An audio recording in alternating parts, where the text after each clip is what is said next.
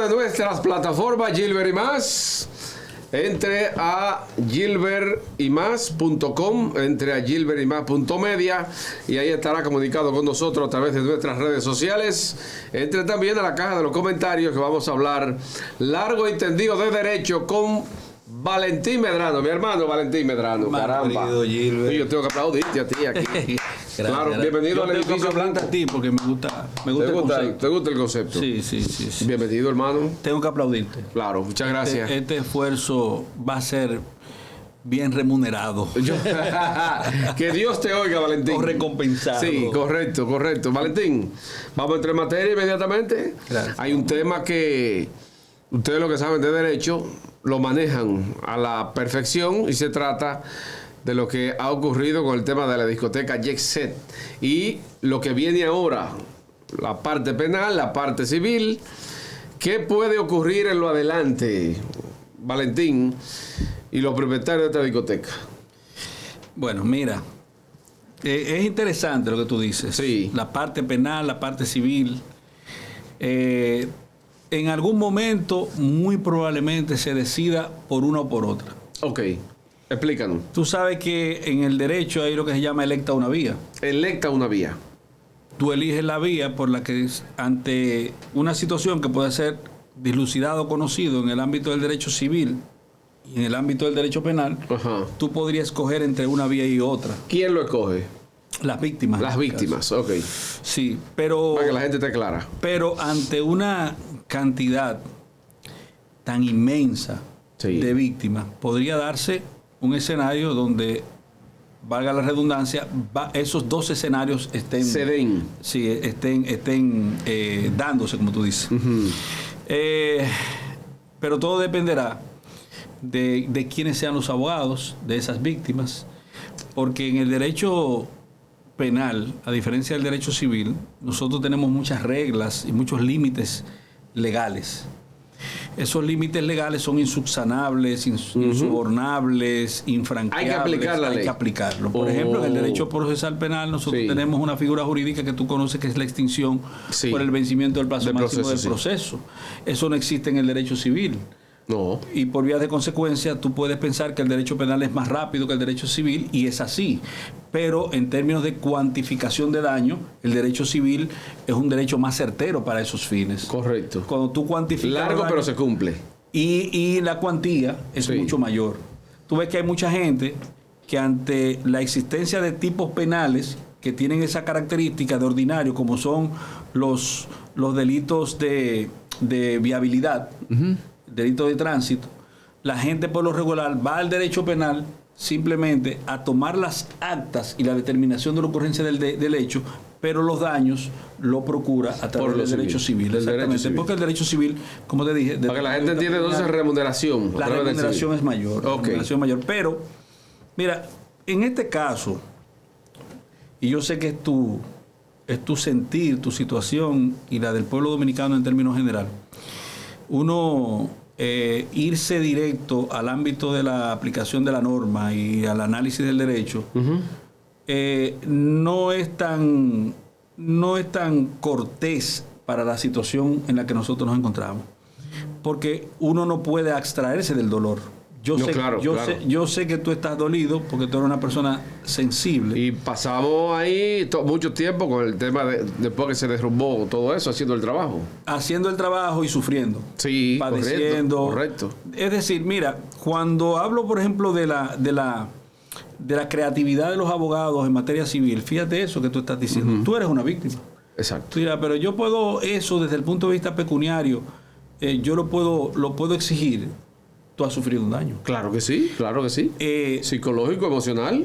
Tú estás postraumado. Claro. Tú estás postraumado. El pueblo, en su gran mayoría o en la generalidad, está traumado. Es buen punto, señala. Sí, porque la gente solamente habla de las víctimas directas. Nosotros tenemos víctimas directas, cerca de 500 y tantas víctimas. Digamos, el que murió en el lugar, el que se salvó y quedó herido, y el que simplemente se salvó sin heridas. Exacto. Pero que ese que se salvó sin heridas le queda una secuela desde el punto de vista emocional. Mental y emocional. Exactamente. Pero esa secuela es ese daño psicológico puede ser cuantificable, sí. Y puede ser exigible, sí. Sí. Pero, ante la ley. Claro que sí. Pero esos son las víctimas directas. Pero yo te voy a poner, para que tú veas lo que yo le llamo a esto, el efecto secundario, por así decirlo, o la onda expansiva del daño y de las posibles reclamaciones. Le digo así, no sé por qué me surgió decirle onda expansiva. ¿Por qué la expansividad? Mira, esa expansividad tú la puedes ver desde el punto de vista eminentemente emocional, subjetivo. ¿Por qué? El dolor y el llanto de las personas perdidas no se detienen en la realidad mortuoria. Uh-huh. Imagínate una pareja de esposos que dejó vivos 3 niños, que trasladan la tragedia a los colegios y las escuelas. Y a la familia. El dolor, exactamente. Esos niños que su vida le ha cambiado de golpe y porrazo, pero le cambia diametralmente. Claro. Ya su lugar de estadio muy probablemente tenga que ser cambiado, incluso hasta la sede del hogar. Claro que sí, claro que sí. Entonces, toda esa realidad dramática. Y las costumbres que tenían también. Las costumbres, señores. Sí, porque tú te esfuerzas mucho. Te llevan a una costumbre. Tú te esfuerzas mucho por darle calidad de vida a los niños, pero ¿y esa calidad de vida ahora? Todo eso es cuantificable. Sí. Todo eso es cuantificable. Todo eso. Ahora bien, esa onda expansiva de la tragedia se limita a esas víctimas y se limita a ese victimario. Vuelvo y te digo, todo dependerá de la creatividad de los abogados, porque en el derecho civil, a diferencia del derecho penal, tú no tienes límites. ¿En qué sentido? En el derecho penal, nosotros sabemos que como actúan funcionarios públicos, como jueces, fiscales, etcétera, ellos tienen unos límites, porque la ley establece que nada que lo autorice, que nada que no autorice la ley a esos funcionarios lo pueden hacer. Exactamente. Pero la Constitución te dice para el individuo que el derecho civil es un derecho de particulares, de personas.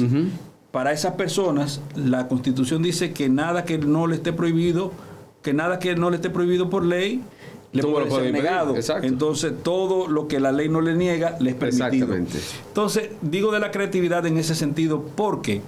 Porque yo te voy a poner el ejemplo de una farmacia que funciona en la plaza donde estaba ese lugar de diversión, que tuvo que estar cerrada una semana. Una semana. Hay una pérdida. Hay un daño. Y hay un daño emocional también. Hay de todo. Sí. Aparte de que ellos fueron testigos de excepción de la situación, escucharon llanto, escucharon gritos, sintieron lo peor que se puede sentir ante una tragedia como esta es la impotencia. Y cuasi víctima también. La incapacidad de tú poder ayudar a personas que se encuentran en la condición en la que se encontraban las personas afectadas, las personas que se encontraban enterradas vivas ahí. Entonces, todo eso, toda esa realidad, de alguna forma tú puedes llevarlas al ámbito del derecho, cual que sea, y hacerlo exigible. En el derecho penal no, porque para el derecho penal tú tienes que ser víctima directa o indirecta. Exacto. Pero en el derecho civil no se trata de esa forma. Por ejemplo, la persona que tenía un chimichurri al lado, que siempre vendía regularmente ahí, que se vio afectada y se ve su estilo de vida también afectado perennemente. Puede también accionar. Correctamente. Sí. O sea que... atención, señores, una clase de derecho. Nosotros tenemos tantas víctimas como daño pueda ser apreciable. Wow. Y hay daños que no se aprecian, que tú no lo ves. Y que puede ser más duradero que lo que tú aprecias. Sí. Porque una herida puede sanarse rápido, pero un trauma psicológico te dura años para recuperarlo. Y ahí voy al aspecto que a mí en términos personales más me nubla el alma y me constriñe el corazón, que es el asunto de los niños. Sí, huérfanos. Huérfanos, sí. Porque ahora, por ejemplo, con esta actitud del Ministerio Público de jugar al populismo, como siempre, populismo, y de hacer incluso violaciones a la ley autoadmisión de que yo violo la ley y lo violo porque yo puedo violar. Exactamente, porque yo estoy autorizado también a pisotearla. Pero no es verdad, porque el artículo 23 de la ley 155-17 de lavado de activos no le permite al Ministerio Público hacer lo que hizo, porque el Ministerio Público esa ley solamente lo puede aplicar para investigaciones de violaciones a esa ley, de violaciones a la norma y obviamente de los tipos penales que sirven como los tipos penales antecedentes para la concreción de la imputación. Valentín, la ONESBI y otras instituciones del gobierno están haciendo un informe que en 90 días, según ha dicho, va a estar listo. La otra pregunta, porque me la conteste las dos, pero van unificadas. ¿Qué otro tipo de investigación que ya ha dicho que va a hacer, que pudiera desprenderse de ahí, que el Ministerio Público estamos investigando? Mira, lo primero que el Ministerio Público no sé lo que está investigando. El Ministerio Público, de conformidad con los artículos 30 al 32, vamos a ponerlo 30 y 31, porque el 32 son acciones privadas, meramente privadas. El Ministerio Público, si toma conocimiento de la ocurrencia de un tipo penal, inicia una investigación, pero hay investigaciones que el Ministerio Público no puede llevar motus propios, no la puede iniciar, sino las acciones públicas, porque el Ministerio Público es propietario de la acción meramente pública. Exacto. Ahora, la acción pública a instancia privada requiere una motorización embrionaria. ¿Qué es lo que ocurre ahora, verdad? Debería haberla, pero no la hay. ¿Dónde está?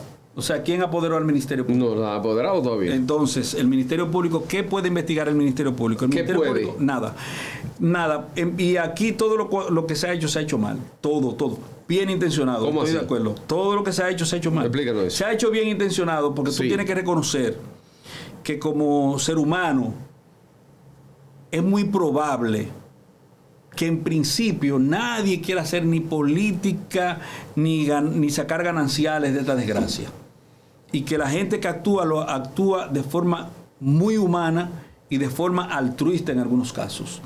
Y por ejemplo, la respuesta que ha dado el presidente de la República, que el presidente de la República, dolido, lo reconozco, sufrido, afectado, dañado, se vio muy dolido. Muy dolido a tener pérdidas sensibles, personas que le duelen. Y eso es innegable. ¿Tú entiendes? Sí. Ahora bien, eso no hace que se santifiquen las acciones, ni hace que las cosas sean buenas por el simple hecho de que tú actúes de buena intención. El presidente ordenó una investigación, un levantamiento, eso es un peritaje. Lo primero es que según el artículo 207 del Código Procesal Penal, el presidente no tiene autoridad legal para ordenar. Te voy a preguntar qué busca el presidente ordenando eso. El presidente no tiene autoridad legal de conformidad con el artículo 207 del Código Procesal Penal. Lo voy a decir de nuevo, ¿verdad? Sí, claro. Sí, pues 207, solamente dos figuras jurídicas tienen la potestad legal para ordenar peritajes durante la etapa preparatoria, el Ministerio Público y los jueces en las demás etapas del proceso. Ahora bien, el presidente de la República ordenó, bien intencionado, señores, no le estoy diciendo con esto que él no estuviera preñado de las mejores intenciones. Exacto. Pero esa preñez de buenas intenciones no da lugar a legalidad. Ahora, él ordena que la ONESBI, como un instituto especializado en lo que tiene que ver con la resistencia de las estructuras. Y la evaluación de las estructuras. De las estructuras, sí. Pero hay un problema, la ONESBI no es una institución que la normativa le reconozca la capacidad de emitir peritajes. Ok, ¿quién tiene que hacer ese peritaje? El artículo 11, párrafo de la ley 454-08, que crea el Instituto Nacional de Ciencias Forenses, dice que la única institución con esa potestad es el INACIF. El INACIF. Ahora bien. Y no se ha escuchado nada del INACIF en este proceso, ¿eh? Lo que pasa es que aquí nosotros somos flagrantes violadores de la norma. La violamos con conciencia y a veces sin conciencia. Pero hay violadores malos de la ley y violadores buenos de la Sí. ley. Entonces, ¿qué ocurre? Yo estoy trayendo a colación esta situación es para que se resuelva, para que se arregle esa situación. No es para una crítica. No son aportes que tú estás haciendo. Porque si en algún momento, alguna parte del proceso se le ocurre cuestionar la legalidad de las evidencias que hayan de presentarse subsecuentemente en el proceso que haya de venir, y no cumple con el rigor legal, toda prueba que es ilegal, dice la Constitución de la República, es nula. Todo, de nula, exactamente. Nula de pleno derecho. Entonces, toda prueba que se recoja con violación a la norma va a ser nula. Entonces, todavía estamos a tiempo de corregir eso y es muy sencillo. ¿Cómo se hace? El presidente ordenó que los Navy y otras instituciones hicieran esa experticia, ese estudio con respecto a las resistencias de materiales, a lo que tiene que ver con las causas, efectos, la fenomenología del hecho. Es muy sencillo. Que se agote lo que establece la normativa procesal penal, que se ordene un peritaje a cargo del INASIF, y el INASIF tiene potestad interna para subcontratar o para nombrar peritos. Ese peritaje que está haciendo Nesby entonces no tendrá validez frente al Ministerio Público si no lo hace, INASIF. Ni frente al Ministerio Público, ni respecto de los tribunales, y me gustaría... Anda, el diablo, estamos feos entonces. No, pero eso... Estamos trabajando de barrio. Estamos se puede corregir. Míralo ahí, léete el párrafo tú mismo. Párrafo. Sí, párrafo. El Instituto Nacional de Ciencias Forenses es dentro de las instituciones públicas de la República Dominicana la única facultada para expedir los informes y peritajes requeridos por el Sistema de Administración de Justicia de la República Dominicana. ¿Ya? ¿Quién es la única? El INASIF. Eso está claro, claro. Entonces, Valentín, el tema de que el Ministerio Público dice que el señor Antonio Paya está haciendo traspaso de bienes, cuando, según se ha dicho, no tenemos la constancia de eso, pero según se ha dicho en los medios, ese centro de diversión está a nombre de Antonio Paya. Mira. Si no, de su mamá. Mira, lo primero es que si él lo hizo, el Ministerio Público no tiene el derecho a impedirlo. ¿Por qué? Porque voy otra vez a la norma, porque es que a mí me gusta hablar No, que la norma es que hay que establecerlo. 23. El artículo 23. Sí. Dice aquí.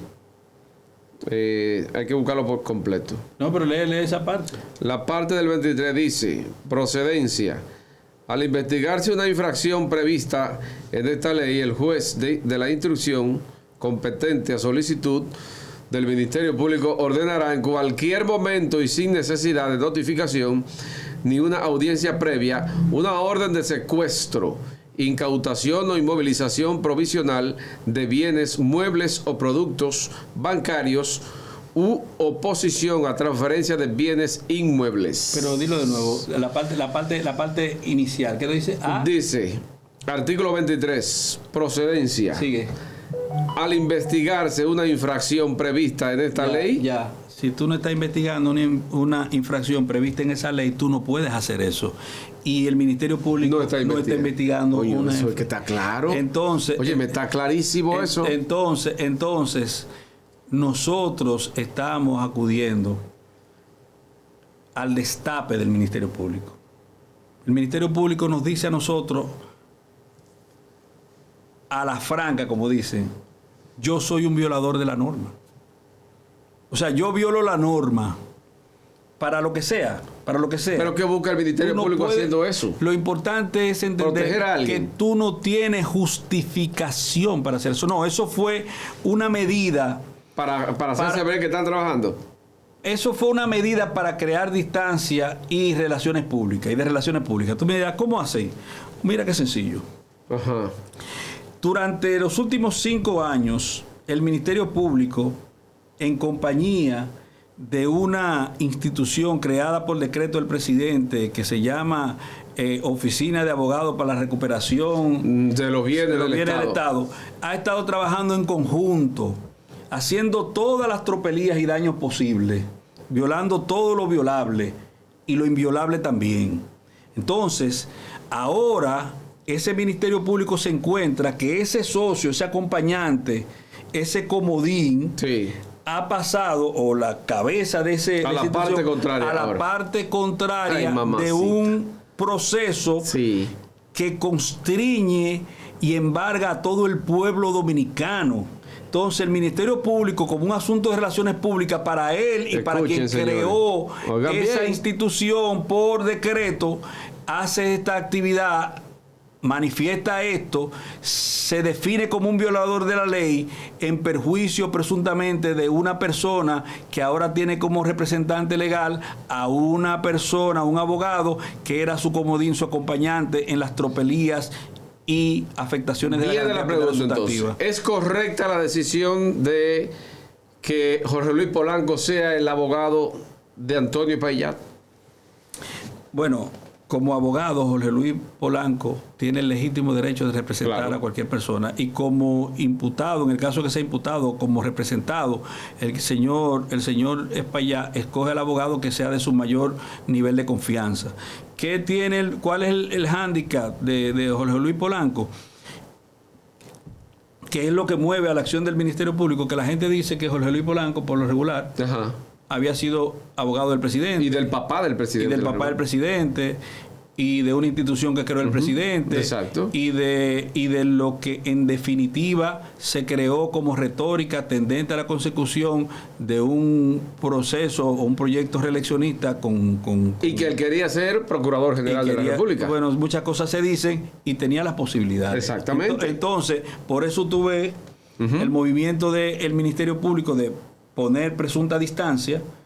¿Tú entiendes? Porque la mujer de César no solamente tiene que ser seria, sino tiene que aparentarla. En este caso no está siendo seria, pero quiere aparentarlo. Entonces lo que significa esto es que hay un enfrentamiento entre el Ministerio Público y este abogado desde ya. No, lo que significa es que ellos quieren dejar entrever eso, pero eso no existe. No existe. ¿Y cómo podría existir? ¿Por qué? Porque tu amigo de tantos tiempos, que lo que estaba procurando era ganarse 1% de lo que se recuperara, que implicaba un enriquecimiento también ilícito, creado de forma ilegal, en contrapero del artículo 85 del Código Procesal Penal, ahora se va a ganar unos cuartos allí, eso no te afecta en nada. ¿Qué posibilidades hay de que la gente dice, cuál es la veracidad de eso, que la gente dice que ese abogado se lo puso el presidente de la República para ayudar a Antonio Payat? El presidente, aunque quisiera, y no creo que lo quiera, no tiene la más mínima posibilidad de intervenir para ayudar a nadie. ¿Por qué? Porque él maneja el Ministerio Público. No importa eso. El Ministerio Público es lo menos importante aquí, porque lo que estamos hablando de un proceso de 319. ¿Por qué entonces? De 319, Valentín. El Ministerio Público está jugando a un protagonismo que no tiene. Ni siquiera el Ministerio Público está apoderado. ¿Entiendes? ¿Todavía? No, y entonces está actuando de oficio en cosas que no le son dables. La ley no le permite eso. Es una violación total, pero no importa. El presidente, ni queriendo, y no digo que lo quiera, y dudo que lo quiera, es más, no lo quiere, el presidente no puede ayudar a nadie. Por la calidad de los involucrados. Ajá. Mira. Las víctimas, en este caso. Las víctimas. Entonces, como decía alguien, y obviamente yo no quiero entrar en esos detalles, porque hiere mucho. Tú tienes que tratar este tema con mucha responsabilidad. Cada cosa que tú digas puede ser desgarrador para alguien. Correcto, eso es así. Pero yo te voy a decir algo con el debido respeto de estas personas, de su luto y su dolor, y que me perdonen el análisis. Y lo digo a partir de mi realidad, porque uno se pone hipotéticamente en el lugar del otro. Si yo fuera, ni lo quiera Dios, el ministro de Obras Públicas, ni lo quiera Dios, perdió un hijo ahí.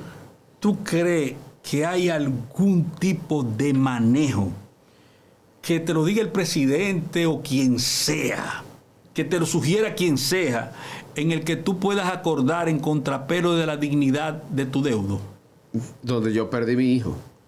No hay manera. No hay forma. No hay manera. Pero ese es uno, ¿verdad? Claro.